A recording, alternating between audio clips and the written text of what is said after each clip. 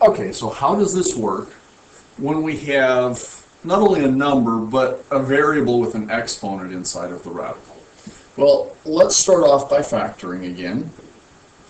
And 64, I've got 2 times 32, which is 2 times 16.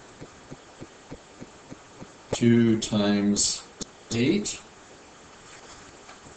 which is 2 times 4, which is 2 times 2. And I will circle all of these prime 2's here. Now what about this x? Well, isn't this x times x times x times x times x times x? Let me count. 1, 2, 3, 4, 5, 6. I need one more of them, times x. 7x is all multiplied.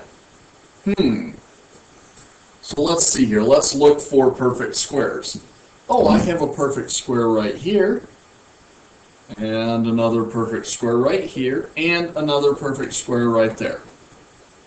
I also have a perfect square right here, a perfect square right here, and a perfect square here.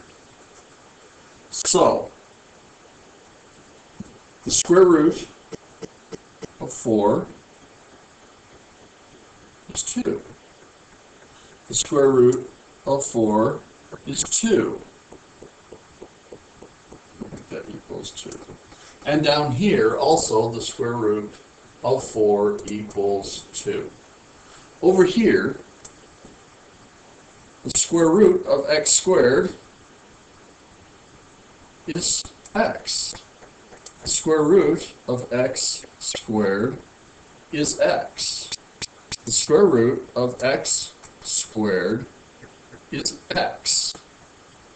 And then we've got another x left over that's in a square root. So let's see what we have here.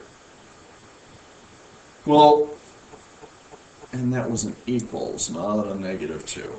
So outside of the radical, I have a 2 times 2 times 2, and I also have an x